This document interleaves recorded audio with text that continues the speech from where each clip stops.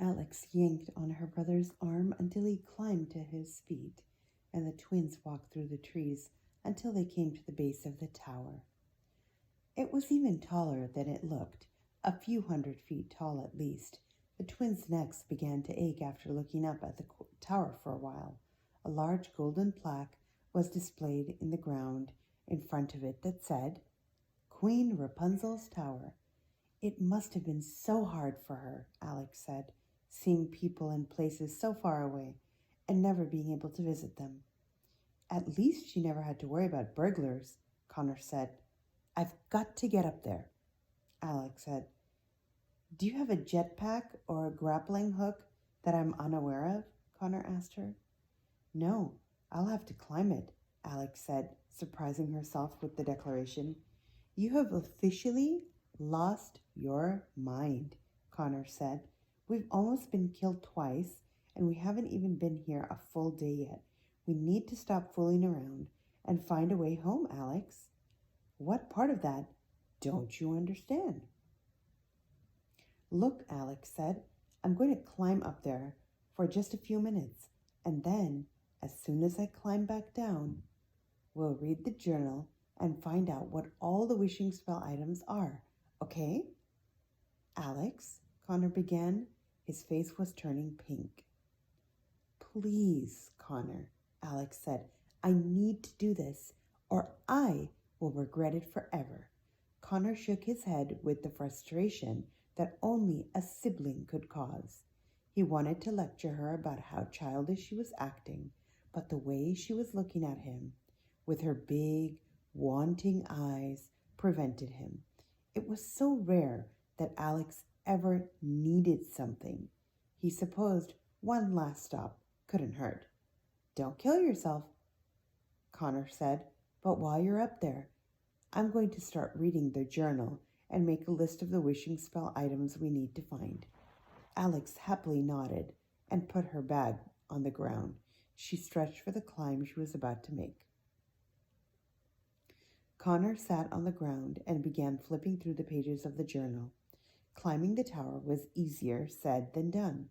After searching around the base of the tower for a place to put her first step, Alex could tell why a long train of golden hair might be needed to get to the top of it. Eventually, she found a stone block with a chip large enough to put her foot in and take her first step. Here I go, Alex said. Gosh, I wish I had a camera. Trust me, Connor said. The real Alex I know isn't going to want proof of this. It was like climbing the world's most difficult rock climbing wall. She relied on cracks and chips and uneven bricks, sticking out just enough to put her hands and feet on. She moved slowly but carefully. If she were any larger, it wouldn't have worked. You're still at the bottom? Connor said, looking up from the journal after a few minutes. Shut up, Connor, Alex yelled back at him.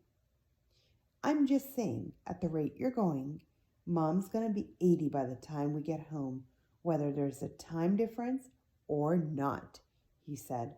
After some time had gone by and she had gotten the hang of it, Alex moved more quickly, carefully pulling herself up using the ivy. The higher she climbed, the less she looked down at the ground, fearing it would tamper with her effort to reach the top. She was so determined to see the top of the tower, to be in the room where Rapunzel had lived, and to see what Rapunzel had seen through her window every day. She wanted to be where somebody else had been during the loneliest time of their life. Rapunzel's story had always been easy for Alex to identify with. Alex felt she was in a tower of her own, looking at the world from an unreachable location.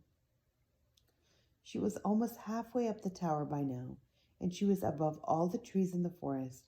Any tiny misstep would no longer result in potential injury. It would mean death.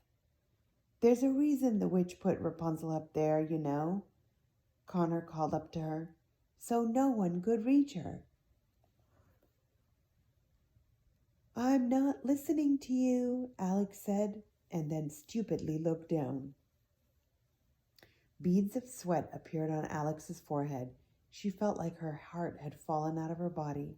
What was she doing? There was no way she could climb back down. Was she really risking her life just to see the inside of a tower? If she ever reached the top, would she be able to get back down? Would she have to wait until her hair grew long enough to climb before she saw anyone again? What would Connor do if she got stuck up there? Would he try to find the fairy tale world equivalent of a fire department with a ladder long enough to get her down? Or would he find the wishing spell items on his own and go home without her? The more Alex worried, the more she climbed. She knew it wouldn't be productive to worry and stay still, so she just kept going. It felt like hours had gone by. She looked up. She was only a few feet away from the window. Just a few more feet and she'd be there. Finally, she felt the windowsill with her hands and slowly pulled herself up to it and through it. She was almost through the window. Alex swung her legs over the window and into the tower. Thank God, she said to herself. She might be stuck in the tower, but at least she was safe.